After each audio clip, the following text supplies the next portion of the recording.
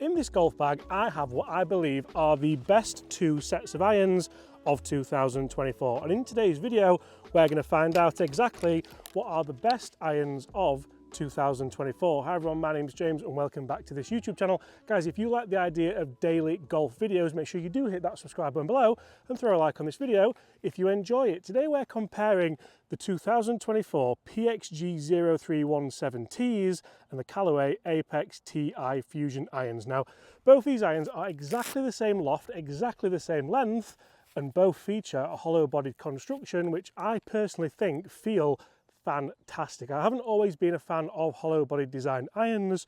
One big elephant in the room, these are like £1,100 and these are like over £2,000. So they're very, very expensive, but is the Callaway a better proposition? We're going to test all the irons today, both out on the golf course and in the studio for numbers, and you might well be a little bit shocked as to which one comes out on top. Now I'm going to kick things off with the looks of these irons. As you can see, we have different irons in the bag here, and I really, really like the look of both of these sets of irons. I think the black finish on the TI Fusion is gorgeous, although it does mark up just a little bit, which is a little bit upsetting, especially for the money, but you can get the PXGs in black as well. So I don't know how that would mark up. I've not actually seen them in black, but I think I would probably try and go for them in black. You can see they're marked up a little bit as well. Right, we'll kick things off with the long irons and we'll see which one goes better out here.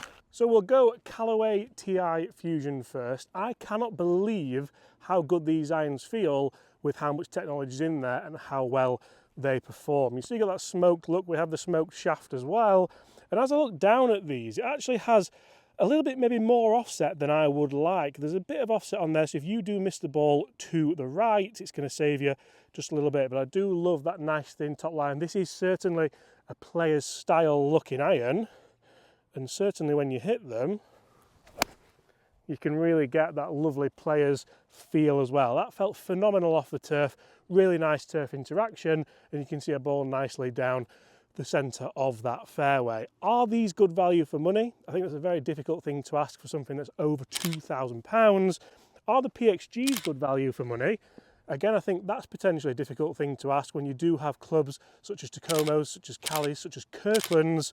There's no TaylorMade club here, so we're allowed to say that, on the market for even half of that price. Right, PXG.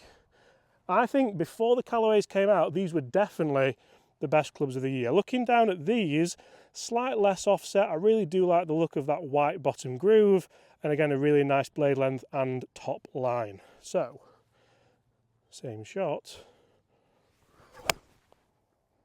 That felt absolutely gorgeous. I really do struggle to split these because they both feel really, really good. They both look good, but these are half the price. Now, a lot of people have said I've gone really PXG heavy over the last few weeks of content, and that's absolutely fine, but they have released some fantastic clubs and balls and products this year.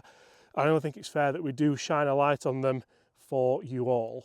See, the first ball here is the Callaway. The PXG's gone ever so slightly further. It was a slightly better strike, I think, but to be honest, that's a good 10 yards, maybe even 15 yards difference down this fairway. So for me, PXG goes one up here. And if we do have a look at the looks of these clubs again, because they are two stunning looking golf clubs, and especially when we look at the 5-iron, you can see the difference in sole camber there. You can see how much thicker that Callaway sole is compared to the PXG. So I got a really nice turf interaction there with the PXG. The Callaway, however, should provide a little bit more forgiveness with that excessive bounce on the bottom. So let's talk pitching wedges in these set. And again, two very nice looking irons here, two totally different sole cambers again, with the thicker one being in the Callaway. I'd love to have tested these both in the black finish, but we have the PXG in the nice chrome finish. And again, the big thing I can say about these clubs throughout the set is, unless I read up on them, unless I, well, saw the kind of little spots in here as well, where you can see they are hollow-bodied, I wouldn't know these are hollow-bodied clubs. And that's a huge thing to say for how much they've come on leaps and bounds with feel, with performance, and of course with forgiveness. We'll go PXG first this time, and we'll just see, we're 140 yards out, but we are downhill, and these are pretty powerful clubs. I had to look down then to see if it was the blade or still the tee. This looks really good. Really good. Turf interaction, lovely. Is it the club? Is it enough? Oh, it is. See that nice little grab as well? That was nice, wasn't it? I half doubted myself there. Now, funnily enough, you look down at these two, and they look totally different, don't they? To say they're the same loft, you really wouldn't think that they're the same club, because the Callaway looks less lofted, looks more powerful. We'll have a go with this one. Same shot. We're attacking the flag here, even though there's a bunker on the left. This looks so sleek down at the ball, the Callaway. The dart finish really does it. I've caught that a bit heavy. Is it still the club? It's still the club, I've just missed it to the right, so it's gone the distance. The club can't help it that I've sived across it with the wedge. Two pretty good shots there. Flag high. I feel like I didn't do it much justice there. There we go.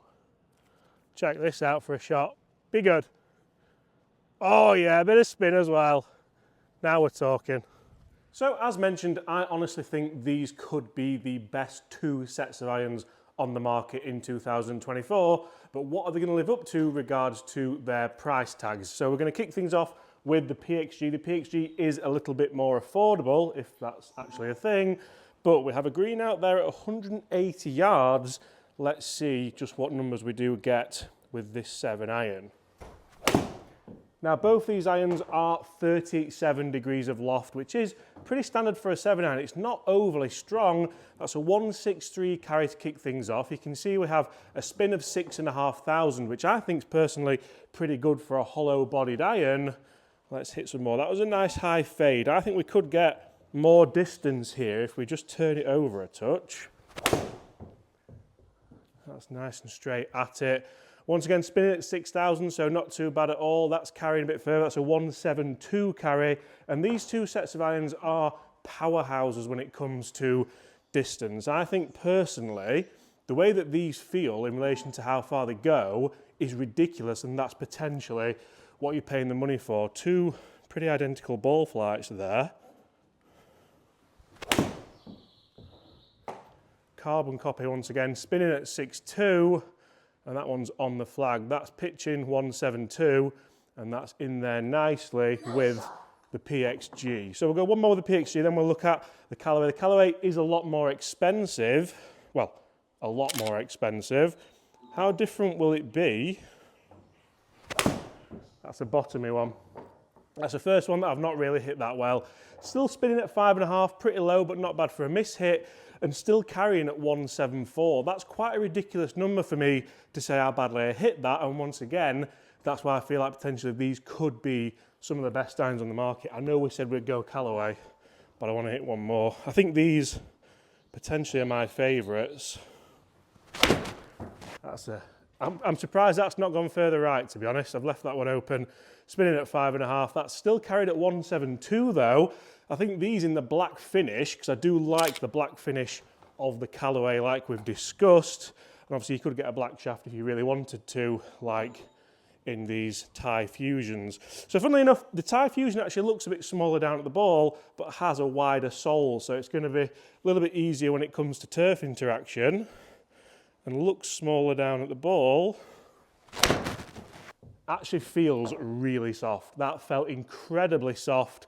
I'm not sure if because it has the black finish, that's why it looks so small and sleek, but that's a 176 carry spinning at 5,300 straight off the bat with the Callaway. That felt like absolute butter down at the ball. And that's similar. Similar numbers once again, so it's 5.5 spin, 5.3 spin, 180 carry that time, so a little bit more carry. And once again, these are exactly the same loft, so 37 degrees of loft on the 7 iron, even though they may look a little bit different both on the shelf and at address. That's that bottomy one. That's the exact same bottomy one I hit with the PXG and 172. Both these clubs I don't think you'd be disappointed with. It might even come down to whatever brand loyalty you have, but I really do feel like these could be the answer to a lot of people's woes. I've duffed that one. Where's that one going to go? Look at that. That's still going to carry 160. 162 with a duff. What about if we try and turn this one over? Can we get this to carry 190 with a 7-iron? The only issue is you'd need a lot of wedges, wouldn't you? So far, I think the Callaway does go a little bit further. Feels very soft, but I feel like we had maybe a little bit more consistency with the PXG. Let's get back out there, let's see exactly, come on then, see exactly just how good both these irons are and which one you would buy for the price. So as you've seen with the numbers with these clubs as well, there's not a lot to split them. And for me, if I had to give you a verdict, I would honestly say the Callaway really does take some beating. It's certainly the best feeling, best performing players slash mid-handicap slash forgiving slash everything under one roof golf club of the year. I would also say if it was my money and I could get these for half the price with the fitting process that comes with them with PXG, I would wholeheartedly go with these. Now the thing for me is if you are going to go and get a limited edition set of clubs, it's okay that it comes with its own specific shaft, it comes with its own specific head, its own specific grip, but that's not what golf's about. Golf's not about having something because it's got a specific shaft in it. It's about having something that works for you with a fitting process. So personally, that's where I'm at with it. A lot of people think that I'm going PXG heavy at the moment. I just think it's good. I just think it's really set 2024 alight. So, hold that line. That feels so good. Oh, Chris, look at that. The turf interaction and everything feels fantastic. If you're a millionaire, if you spend all your money on golf, I would wholeheartedly go with these. Such a difficult process to test two very similar sets of clubs that are two totally different price brackets, to be honest. Should I test the PXG against a standard Apex? I mean, I've hit that terrible, and look how good this is going to be. I mean, that's really what you paid the money for, isn't it? To be able to hit that shot and it finished there. Guys, I hope you've enjoyed that video. If you have, smash that subscribe button below. But apart from that, I'll see you all at exactly the same time tomorrow. Goodbye.